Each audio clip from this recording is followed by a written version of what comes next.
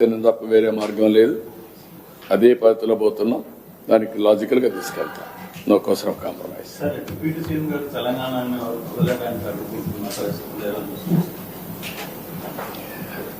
అంటే ఇది కూడా కరెక్ట్ కాదు. ఇప్పుడు నేను తమిళనాడులో పోయి క్యాంపెయిన్ చేయవచ్చా? తమిళనాడుకు శివకుమార్ కూడా వచ్చాడు. ఆల్ ఇండియా లీడర్సే కాకుండా అందరూ వచ్చారు. అక్కడ కాంగ్రెస్ పార్టీ ఉంది, బీఆర్ఎస్ పార్టీ ఉంది. బీఆర్ఎస్ మొన్నటి నేషనల్ పార్టీ ఆంధ్రలో కూడా యూనిట్ పెట్టారు. ఎందుకు మాట్లాడతారో నాకైతే అర్థం కావడం లేదు. వీళ్ళు కరెక్ట్ కాదు. ఏదైనా సరే కొన్ని ప్రజాస్వామ్యంలో అమెరికాలో తెలుగు వాళ్ళు సెనేటర్స్ అవుతున్నారు. ప్రపంచం అన్ని దేశాల్లో అవుతున్నారు, ఒక అమెరికాలో కాదు. ఎవడైతే బెటర్ సర్వీస్ చేస్తారో వాళ్ళు ఆటోమేటిక్గా అవుతున్నారు. ఆస్ట్రేలియాలో అవుతున్నారు, యూరోప్లో అవుతున్నారు, అక్కడుండే రాజ్యాంగ ప్రకారం లండన్లో అవుతున్నారు. కాబట్టి ఇలాంటివి చేయడం కరెక్ట్ కాదు.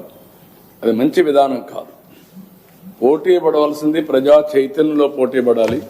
ప్రజలకు మెరుగైన సేవలు అందించాలి, వాళ్ళని ఎంపవర్ చేయాలి. ఇలాంటివి మాట్లాడి లేనిపోని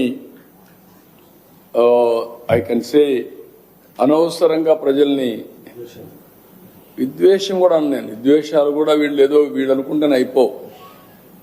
ప్రజలు ఇప్పుడు 12 ఏళ్ళు అయిపోయింది విభజన జరిగి, 2 రాష్ట్రాలు విడిపోయినాయి. ఎవరెవరు ఎంత కాంట్రిబ్యూట్ చేశారో అక్కడే ప్రజలకు తెలుసు. ఇప్పుడు మనం చేయాల్సింది దీన్ని లాజికల్ గా తీసుకుపోవడానికి, చెడగొట్టకుండా లాజికల్ గా తీసుకెళ్ళాలి. ఎవరున్నా అది వదిలిపెట్టి మాట్లాడడం కరెక్ట్ కాదు. ఓకే, ఏదైతే ఋషికొండ ప్యాలెస్ నిర్మాణానికి కాంప్లెక్స్ ఖర్చు పెట్టి ఎక్కువ ఖర్చు పెట్టాలని విమర్శలు, అమరావతి వేదిక చేస్తున్నాం అంటే అమరావతి నిర్మాణానికి ఎక్కువ ఖర్చు ఇక్కడ 10 కోట్లు పెట్టాం. వీళ్ళు అభివృద్ధి చేయకుండా ఇలాంటి ప్రజారోగ్యం పైన కాన్సన్ట్రేట్ చేయకుండా, కనీసం హాస్పిటల్ కట్టకుండా, నేను బెంగళూరు పంపిస్తా, చెన్నైకి పంపిస్తా, హైదరాబాద్ హాస్పిటల్కి ఇస్తానంటే ఎక్కడ న్యాయం? అది డెవలప్మెంట్ అనేది మనం చేసే విధానాలపైన, మన అలవాట్లు మార్చే ప్రక్రియ పైన ఆధారపడతాయి.